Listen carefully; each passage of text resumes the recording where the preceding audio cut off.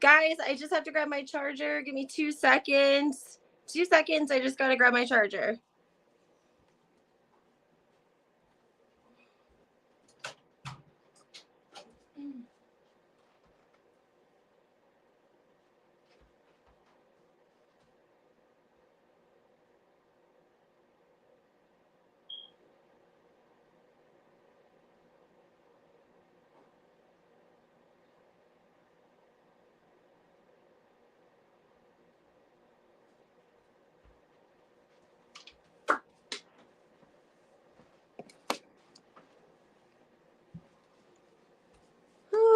Okay, sorry about that, guys. One of those mornings. Hello, Catherine. Get this. Oh, I hope this is a long enough cord. Having issues getting my phone charged. Hoping. Oh, dang it. I need a plastic piece. Trying to get ready for the holidays. My Christmas photos did not turn out very well. I had photos done of me and my daughter because my fiance couldn't make it and they didn't turn out. So I'm a little upset about that.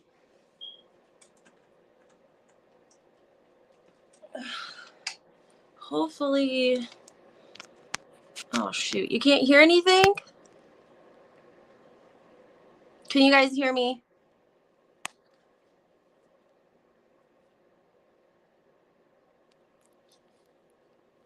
Let's see here on the charger. There we go. Hold on 1 second. This charger cord is like one of those funny ones. Can you guys hear me? Please put in the chat if you can hear me or not. Or if it sounds good or not. This damn thing. Oh, well, we'll deal with it later. Okay, awesome. Good morning. Good morning. Sorry about the chaos this morning. How is everyone? Hi, Reality Concierge. Hi, Mia. Hi, Catherine. Real Housewives. We are supposed to be getting the Real Housewives of New Jersey trailer today, guys. And I have an inside source. Thank you, Mia, for calling me teacher. I love that because, you know, I will hand out a detention slip if anyone gets out of line. You guys should see it. I got the cutest detention slip merch made up. It's coming. I'll be showing it to you guys, of course, but it's super cute. Anyways, I have a source when it comes to New Jersey. A really, really, really good source. Okay. And I can't always tell you everything that this source tells me, but I can tell you some things, okay? So this was probably a good live to hop onto. Now, of course, everything in this video is alleged, but New Jersey is going to, it's like a chess game right now between these ladies, okay?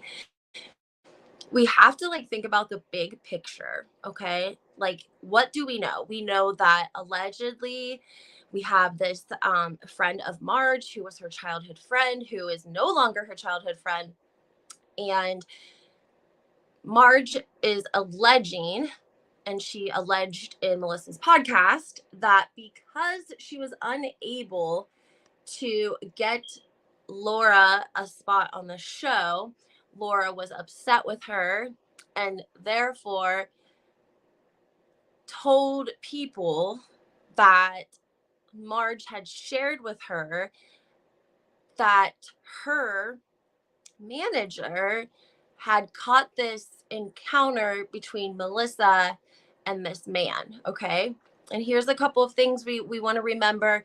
Marge and Melissa were doing press. They were out in New York City a lot. And David from Behind the Velvet Rope has verified that he would see Melissa and he would say, Melissa, Marge's manager, and Marge's manager is best friends with the man that allegedly Melissa was hooking up with. Mia makes a great point. She says, time to make Laura your new best friend. Listen, Laura has, I didn't know this. This is why I'm sharing it with you guys. I didn't know that Laura had already did a podcast. She did a podcast with All About the Truth, All About the Real Housewives, All About the Truth.com. back on August 23rd. You can go find it. She told the whole story. I didn't know that she had already come out and had spoke, because I had previously been trying to reach out to her, and I was DMing her, but she was like sort of responding, but really not. But here she did this whole podcast on the 23rd, and that's why I'm coming to you guys with some tea, and some of it that is not necessarily tea, but she explained it as Marge is the type of person who, she was never like the first person picked a dodgeball in school. She was never, though she never won the spelling bee. Like, she wasn't prom queen. She was just mediocre at everything she pretty much did, until she got married to somebody who had money, yada yada yada. So Marge's strategy in life, because she was by herself also, because we know the mother was out and about. Marge's mom, Marge Sr. was a young mom. She was out partying a lot, and she wasn't home. And so Marge's way of getting through life is she gets information on people and she holds it over their head. Allegedly, this is like a thing that Marge does. And allegedly, because this transpired in New York City and Marge was there and Marge's publicist told her about it, Marge told Lexi, because Marge and Lexi, of course, they share dresses, they share everything. They've worked together, I think she said, for like 14 years. Marge said her and Lexi have been together. And then there was another girl that worked for Marge. Her name was Lindsay. She worked for her for about 7 years. Now, allegedly, Lindsay either spoke about this, released a photo of a screenshot of the conversation between Melissa, Marge, and Lexi. And we haven't seen the photo, but allegedly the photo was but it was only posted for like a couple of minutes. But it was a picture of the screenshot of Melissa, Marge, and Lexi's conversation, and it was in Marge's room where she has specific wallpaper, and so that's how people are able to identify and put a timeline to it. But we haven't been able to find the picture, but we know it was posted for like a couple of minutes. Anyways, because allegedly, of course, Melissa knows that the publicist saw them drunkenly fondling each other in their car, that he told Marge. So Melissa knows that. She knows Lexi knows. They have a conversation of trying to be like on the defense, like proactive, like what should we do? And basically their strategy was lie, lie, deny, deny. And this is all coming from Laura Lee. Like I said, it's on the podcast. You guys can go listen to it. This is what she said happened. So in the meantime, Laura is getting interviews for the Real Housewives of New Jersey. And anytime she would get production called her and asked her to interview, she called Marge and was like, oh, Marge, they called me. They want to do an interview. I'm excited. And she said Marge always seemed like she didn't want Laura to try out. Like, she wasn't happy for her. She wasn't excited for her. And Laura said she kind of picked up on that the first time around, but she ignored it. Now, mind you, she says that they've been friends their whole lives. They did Christmases together. I mean, the whole deal, right? So she does an interview, and then allegedly a couple of weeks go by and production wants to do another interview with her. And so immediately she calls her best friend, her childhood friend Marge, and says, oh my gosh, production wants to see me, yada yada yada.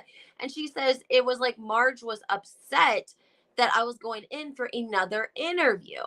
And she says her and I start to kind of have words and we fall out. And she says Christmas goes by, which is a big deal for them because they always spend it together because they're like family.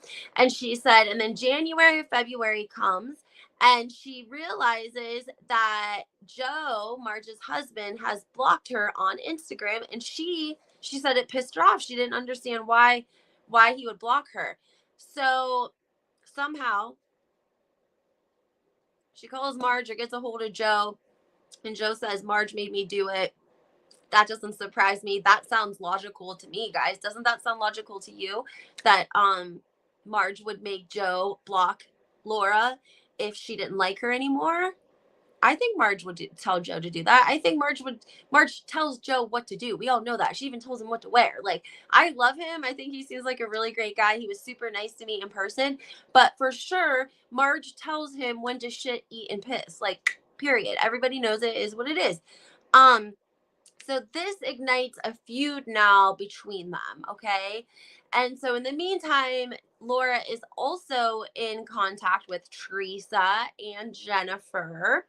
And Teresa actually makes a call for her and gets her an interview with production again. Um now Marge is really mad that Teresa is involved. So allegedly she calls and she gets a hold of Jennifer and she gets a hold of Danielle and Teresa, and they have a sit down, and she says, "Look, um I think she wanted to try to make it seem like she was helping Melissa out, like Marge is going to be coming for Melissa and this is why." I don't think if she tried to come maliciously to Teresa and to Jennifer, like, let's keep this ball rolling, let's feed this. I don't think that was the case. She really made it seem like she wanted, Melissa to know what was happening and what was going to go down this season about this whole affair, because again, Teresa's brother. Um so allegedly, Teresa said, "I don't want anything to do with this. I don't want to know anything about this. Please, I don't want anything to do with it." Yada yada yada. Cuts it in the sand. Like, okay, if we heard you. We'll warn our family. We'll warn Melissa. We'll let Joe know what's going on. And thank you, very much. Okay. Well, what has happened now is they did that. They got a hold of the correct people that were allegedly involved in the fornication happening in the car, and anyone that saw it and that was involved. And they let the parties know what was going to happen. Joe and Melissa, they let them know this was the rumor. This is allegedly what Marge had, was planning for Melissa, and we just wanted to tell you that, and we don't have any part in it. And this was a year prior to the wedding and the finale. So what happens throughout the season, it seems like Marge and Melissa have kind of put together a united front. Like, Marge was on her podcast and they really came for Teresa. They came for the best friend. Like, nobody was off the chopping block. Like, they had guns blazing. Okay. But what we don't realize, because we haven't watched this season yet, we're not there, but they have to have a united front, because if they don't have a united front, then it would prove that this alleged infidelity inside of a vehicle is true. And it would also validate Laura Lee Jensen as well, because she's the one that said, "Marge is coming for you. This is what's going to happen." So now they've had to like spin their wheels, hocus pocus, change the focus, and come back and show Margaret and Melissa as a united front. Because why would Melissa have any reason to be mad at Marge if nothing of this sort happened? So they're really trying to play us, guys. I really do feel that after listening to the podcast that Melissa and Marge did. And so then allegedly what happens is they go all through the season, right? And of course, Danielle's the one of the new housewives. She's going to be full time. I think you guys are going to really love her. She's really pretty. She seems really down to earth. She has 2 kids. She wanted to like be a Hollywood star. She moved out to California, to LA. They actually had her on an MTV. She did an episode. And then I found this really, really old video of her that was um it was, "Who is Britney Spears' biggest fan?" It must have been a show with MTV did. They had people trying out to see who could be like the biggest Britney Spears fan. And so they narrowed it down to like 3 people, and she was one of them. And so she does this like little rap sort of 2-minute rap about Britney and all about her life, and it's really cute actually, but it's old school. It's very old school. And she actually wins, and she like hugs Britney which I thought was pretty cool, especially with everything that's going on with the Free Britney movement right now and Perez Hilton. This was like old video of Danielle, the new full-time housewife in New Jersey, showing the crowd, showing MTV that she was Britney Spears' #1 fan. So I posted that video on my Instagram. You guys can check that out, HW Historian. Hello, Marsha. Thank you so much for coming in and running the show. Everyone say hello to Marsha. Make sure you guys hit the like button, subscribe, turn your notifications on. I'm giving you all tea today on New Jersey. So anyways, fast forward, the ladies know all of this is going on behind the scenes. Of course, Melissa knows it too. But Melissa's defense is going to be that this is what she said in her podcast too. That they tried to accuse her of cheating before. She had a friend on the show named Jan, and I've told you guys about Jan. I've done videos on Jan, and this is why I tell you guys it's so important to go back and get familiarized with old seasons and old episodes. It'll change your whole perspective on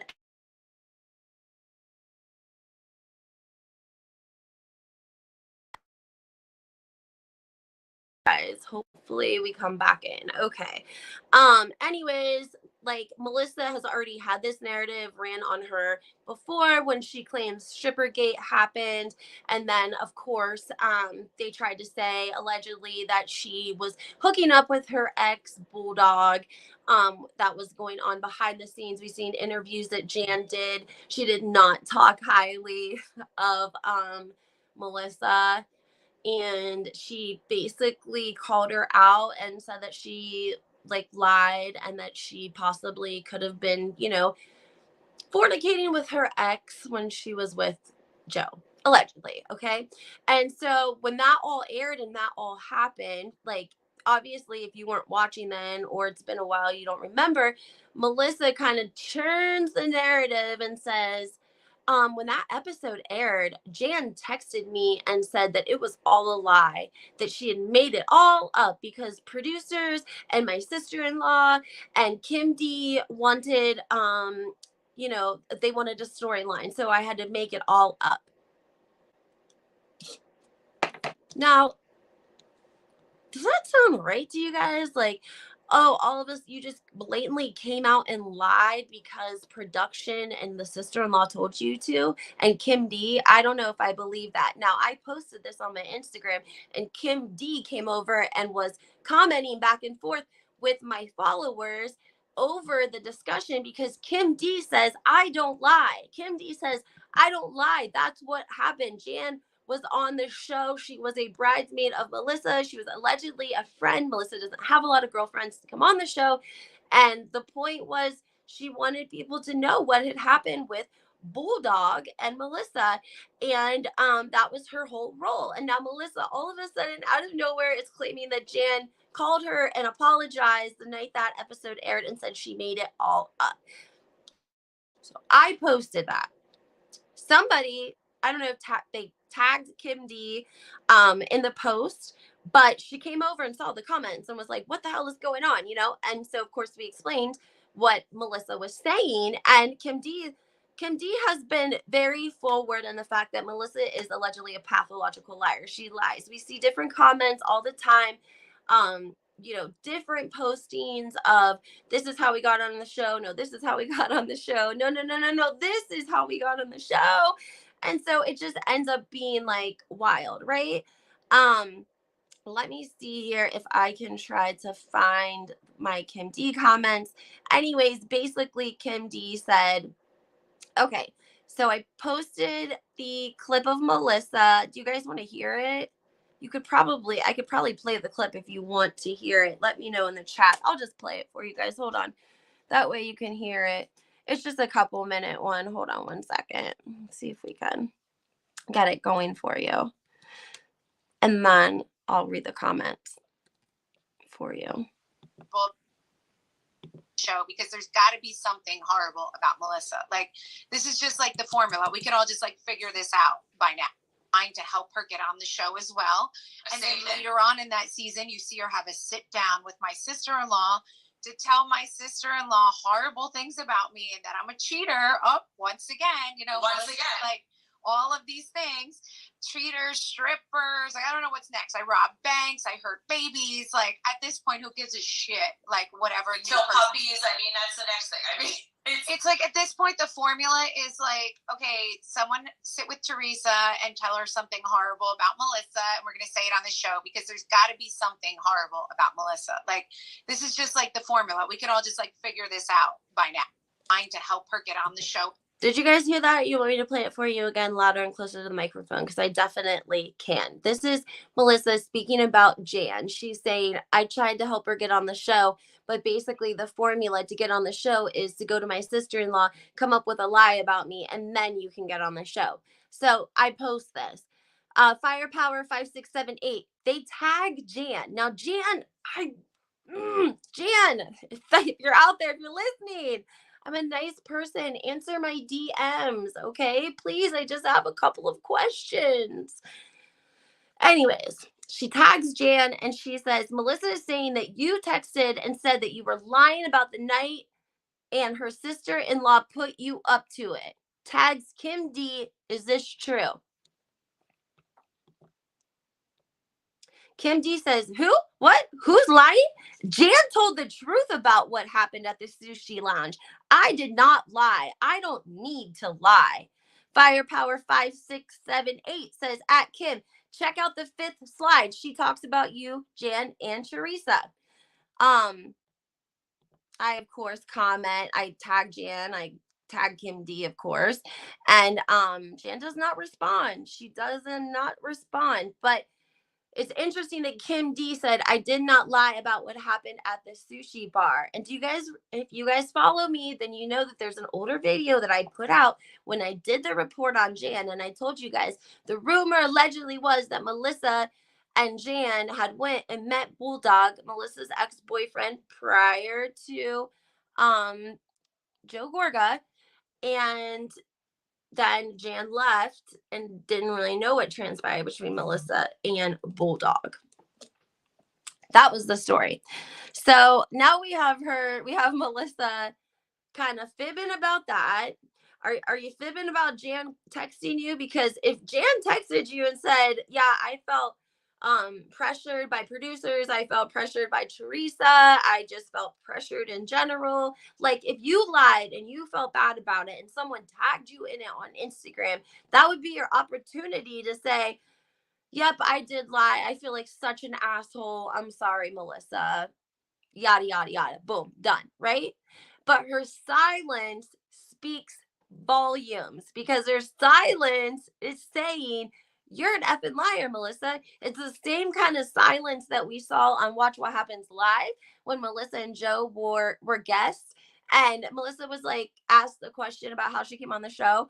And she was like, oh, Andy, yeah. And Andy's face was like, no, I don't know, Melissa. Like you were DMing Danielle. Stop. Like producers, anyone. Like we want to see the audition tape. I swear it's locked in Andy Cohen's office in a vault underneath his desk. And there's only been so many people that have seen this audition tape, but allegedly it's bad.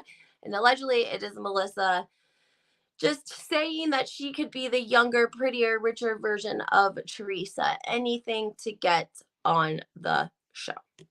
So we have her lying about Jan. Kim D is verifying that she's lying about Jan. Jan isn't saying anything because that's Jan's way of not getting involved. But at the same time, she's not vindicating Melissa either, right?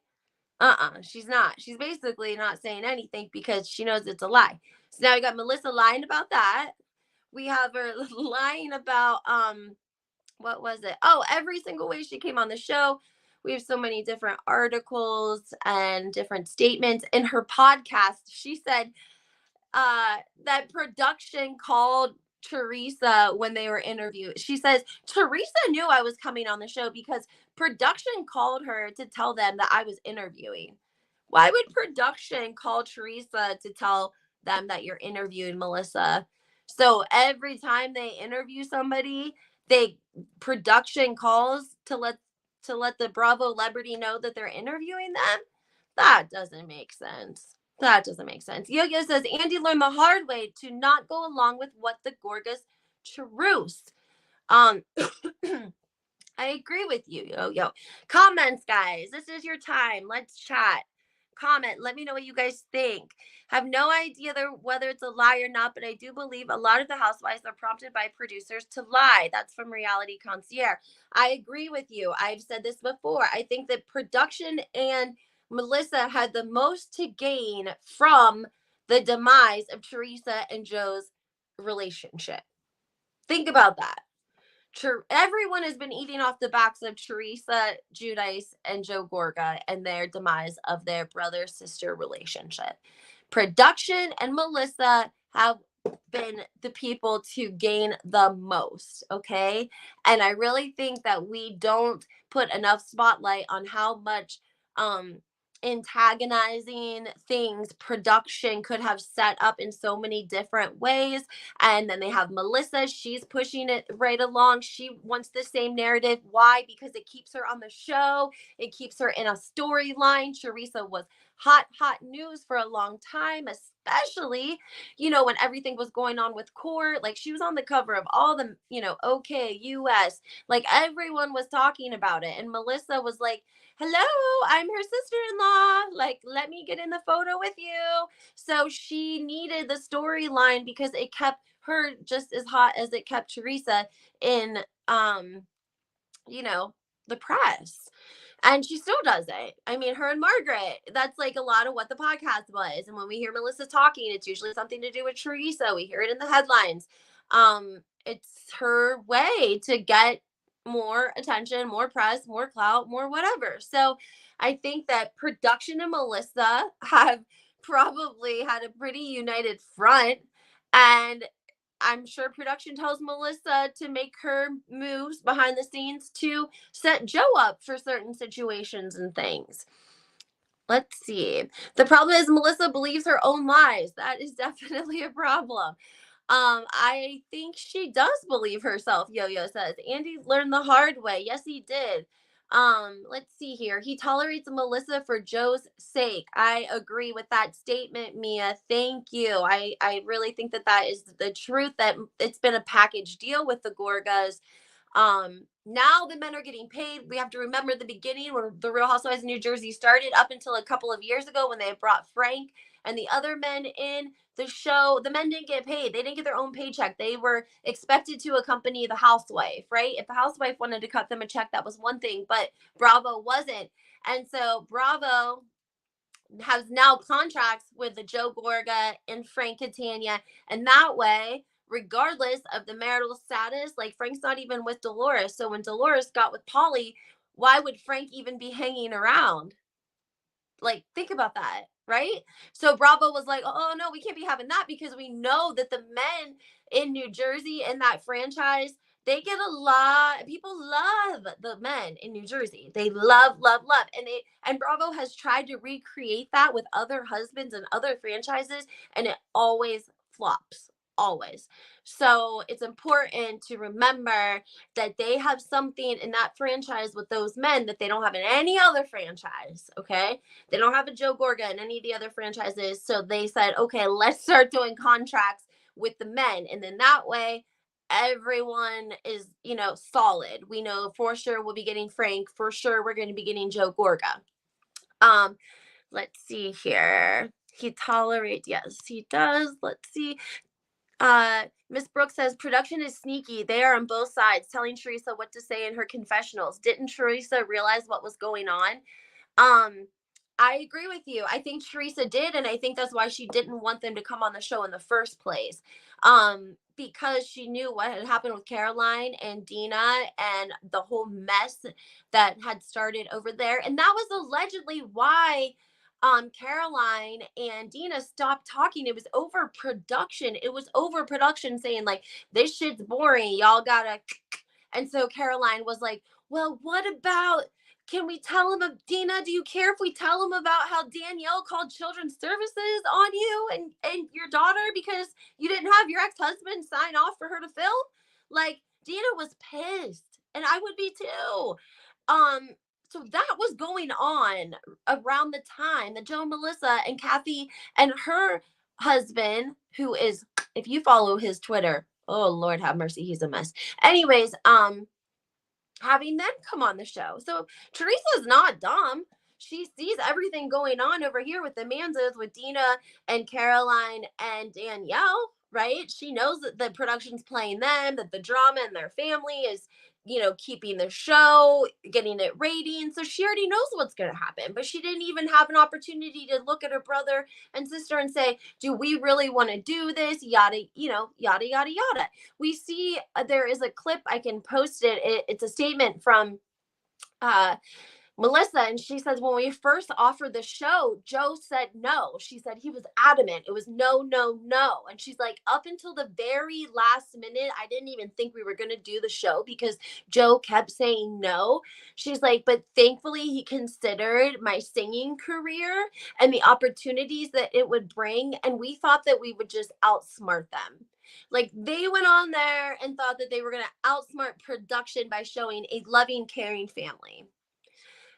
Melissa even kind of reiterates that in her podcast because she says, like, I don't understand why everyone has to have a storyline. Why does everyone talk about storyline this, storyline that? The Real Housewives isn't about storylines. Like, what's wrong with just showing a happy family that's hanging out and that loves each other? And it's, I don't know. It just doesn't land right with me at all. I think Joe Gorga knew what was happening as well. And I think that he just had to keep Melissa happy. I really do. I think that Joe Gorga could be a simple person, not simple minded, but simple as in content with just like a nice car and just like a nice house and like not the, Rolexes and the Mercedes and the what did they have that, oh God, what was the car? The Bentley from the guy that was on FBI's most wanted list was their car dealer. I think that Joe Gorga would have led a much more modest lifestyle had it not been for Melissa. I think he felt obligated. I think when they dated that he told her, like, I'll give you the world. I'll give you whatever you want. I'll whatever you want. I will buy it for you. I will make it happen. And Melissa kind of reiterates that when she posted on Father's Day a couple years ago. And she said, you told me you'd always make my dreams come true. Thank you for providing such a wonderful life for me and our kids. So I think that it's just been this constant battle to keep Melissa happy, to keep Melissa feeling loved, because Joe loves her very, very much. And that's what I think. And from my sources, I kind of throw that in there too. I just sprinkle the information that the sources give me in all of my in my educated guesses. Enough. What do you guys think? Reality concierge thinks Joe Giudice was a simple dude. Also, Teresa was the force behind needing all the possessions. Thank you for saying that. Joe Giudice said that himself. Actually, when he came home from prison, he said, I didn't want that house. I didn't want to build that house. I didn't want to build that mansion. I did it for her. And he said, I've never been sued so many times in my life until I built the mansion, right? And he says, and somebody says, well, why then did you let Teresa do the show all those years? If you hated filming, if that's why you were, he said he was like a bitch on camera because he didn't really want to be filming anyway. And he said he did it for Teresa because when Teresa was little, she said she always wanted to be a movie star. And so he said the opportunity was there and he wanted, he knew that that's what Teresa wanted. And so he wanted to, make her happy. And I genuinely believe that because Joe Giudice lives a very simple life when he lived over in Italy during COVID.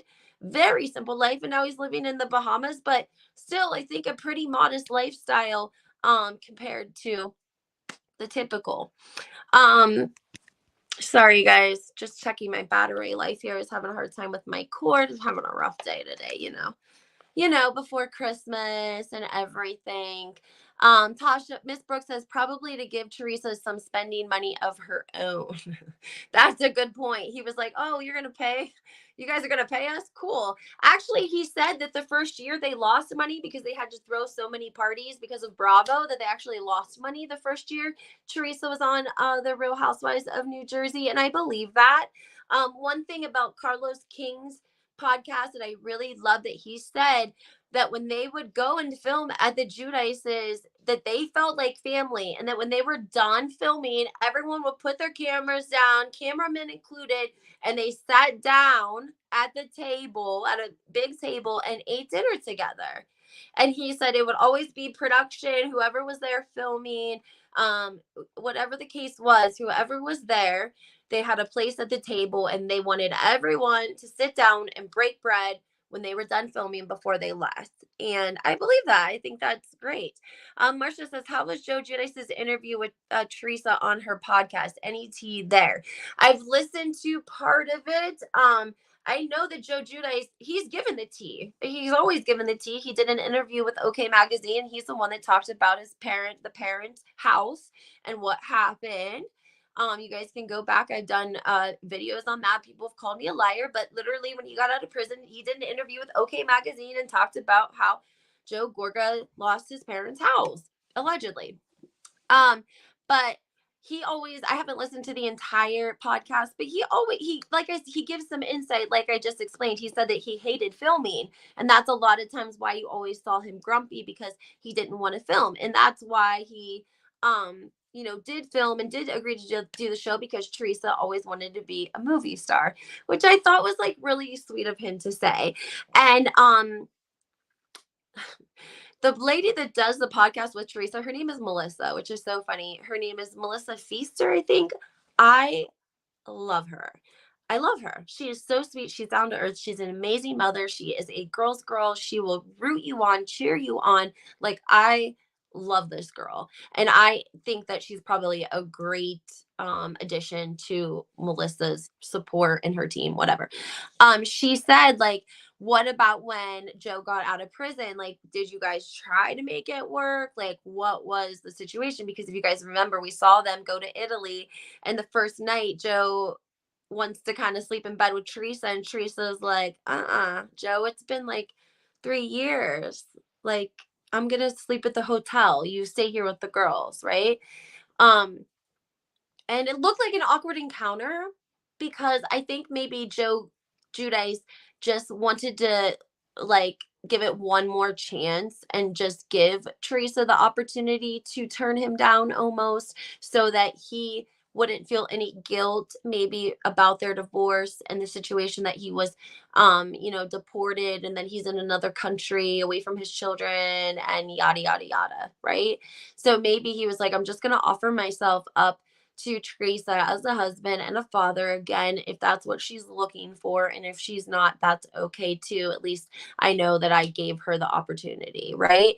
And Teresa said that she didn't want to have a long distance relationship with Joe Giudice, and she said she didn't know if he could be faithful, because Teresa knows that Joe has done his thing before, right? She knows because she told us she found a phone when Gio was 3 years old. She found a phone in the house when Gio was 3 years old, and it was Joe Giudice communicating with only one other person. She read the messages. She had to know what was going on. But she said, I was pregnant. I think she was pregnant. Gio was 3 years old. What was I going to do? So even in the early years, she felt stuck. Would that be the right word? You're stuck if you know that they cheated and you have no other choice, or maybe stuck as in like stuck she still loves him and wants him to be the father of her kids, so she just looks the other way. I think when it comes to filming in the show, she never wanted the kids and the daughters to know that, or really see that. So I think she didn't really own it as much at the reunion and on the Housewives as she did know because of her daughters. And now, if you listen when Teresa talks and you listen to her interviews, she slips it in, letting listeners know, look, I knew what was going on. Like, what's understood doesn't need to be said. Like, I don't need to talk about this with, my daughters are going to see it. And we know that when Teresa was in prison, that Joe Giudice was spotted out several times with another woman, allegedly the babysitter. Okay. Um, Think Mirror says Joe Gorga always gives me the creeps. Shady, shady. Marcia says, how was Joe Giudice's interview with Trey? Joe was cheating on Teresa a long time. I mean, again, and you know what? Melissa Feaster brings up this scene where Joe Giudice, I'm gonna call him Juicy Joe. I always call Joe Giudice Juicy Joe, just so you guys know. And I always call Dorito. That's just how I am. If you subscribe to my channel, then you know that. And if you don't, get subscribed and turn your notifications on. Anyways, whenever they're at the winery celebrating Caroline's birthday, and Joe Giudice, Juicy Joe, takes a phone call, he steps off to the side, and then you see Teresa get up to go get him, and he's on the phone and he's mic'd up and he says, oh my gosh, here comes my BITCH wife. She's such a see you next Tuesday. And Juicy Joe said, I don't even know why I said that, because he's like, I never used that word in our house ever. I've never called Teresa see you next Tuesday. And she's like, I don't know where it came from. Like he said, he would get agitated. He didn't want to film. And so he would be grumpy. I was wondering in the reunion who Jacqueline was talking about, the secretary, and Joe thought that was the first time. Um, I don't know who all he was with. I think a lot of women stay in marriages when they have kids and find out their husband has cheating. I don't blame her for staying. Oh, me either. I understand exactly. It's just like sucks that that's our day and age in 2022, but it just is what it is. Yes, I'm not sure how many women there were, but there were the rumors about her walking in on him and another woman, allegedly his secretary. We saw them film in his office way back in the early seasons too, and I don't remember specifically seeing a secretary, but I'm not surprised. I think that this was a common thing with Italian men who run around in New Jersey. They're very well connected, just like Frank. He strayed on Dolores. She never got over it. He strayed, boats and hoes. That's what he was about. She was pregnant when she got divorced, and she still named her son after him. Like, she deserves a freaking award. Um, Teresa stayed very calm. She did. I think a lot of women. Oh, the cast must have known all of these years, and no one ever said anything. Well, I remember them saying stuff. Like I said, they basically said that at the reunion, Jacqueline and Caroline. And then Melissa has definitely made comments at the reunion about Joe being, is your husband faithful to you type questions, just innuendos of things that basically led everyone to believe that Joe, did his own thing and he strayed. But that was in the early seasons, because you have to think about it. We really haven't seen Joe Giudice film since before he went to prison, right? So it's been a long time since we've seen him like day to day, actions. I would say probably when did he go to prison? Let me see. Because when did Joe go to prison? Sorry, guys. I hope my phone doesn't die here shortly. Let's see here. He went in 2016. So we haven't seen him on film since 2016. So the women couldn't really say too much, because here's the thing. He was in prison for 3 years, so he couldn't have been getting it on with, I'm sure other women could have been visiting him, but whatever. They accused Joe Giudice, but it seems production wouldn't made a big story to control the narrative. They wanted to use their case play out and make them seem united when each went to prison. Could it be Juicy once back on TV? Juicy just wants paid and does interviews sometimes, I think. They would accuse Joe Giudice, but it seems production wouldn't make it a big story. I agree with you. I do. It does seem like they would accuse him. Other housewives have accused him, and it didn't seem like production didn't make it like a big deal. Because they wanted them to seem united when they went to prison. And that makes sense. I mean, um, and they were like going through enough. My goodness, gosh. I'm sure that I mean, I remember them eating dinner in that mansion and having no furniture. Like, oh my goodness. Miss Brooks says, could it be Juicy once back on TV? I don't think that he wants back on TV necessarily. He did the interview when he got home from prison with Andy Cohen and Teresa live. He got paid for that. They did the 3-part series when they went to visit him in Italy. Probably got a nice check for that. I think that Teresa kind of looks out for him here and there because again, like, if he's winning, she's winning. And I think that he did interviews and wanted paid basically. And we heard Teresa say that last season when she was talking to Gia and how they were embarrassed about the interviews that Juicy Joe had done, but there was nothing they could do about it. And it's probably because he needed the money.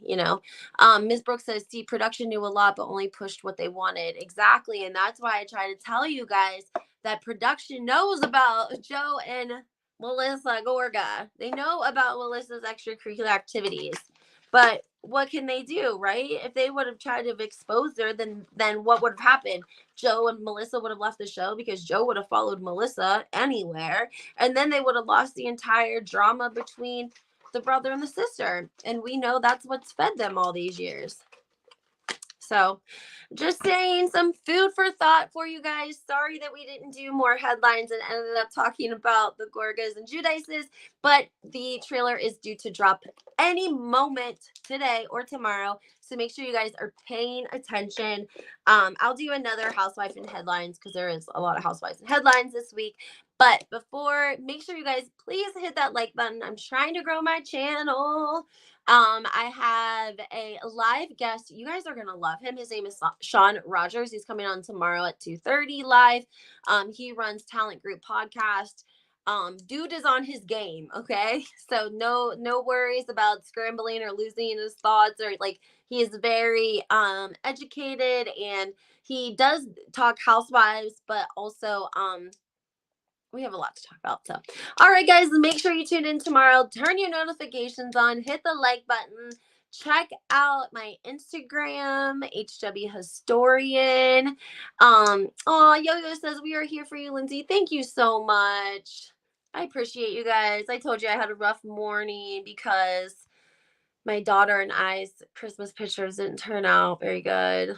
Like, I don't know why the first hour of the day, like I could have a meltdown. Like the first hour of the day, I should just not talk to anyone and just because I'm like a maniac in the morning, the first hour of the day. Does anybody else feel crazy the first hour that they wake up? Yeah. So, all right, guys. Well, again, let me know if there's any subjects or questions that you have. Put them in the comments. I'm also trying to get Freddie to do a live soon. We're trying to get that scheduled with the holiday. And of course, he lives in another country. So we're dealing with time zones as well. All right, guys. Have a great day.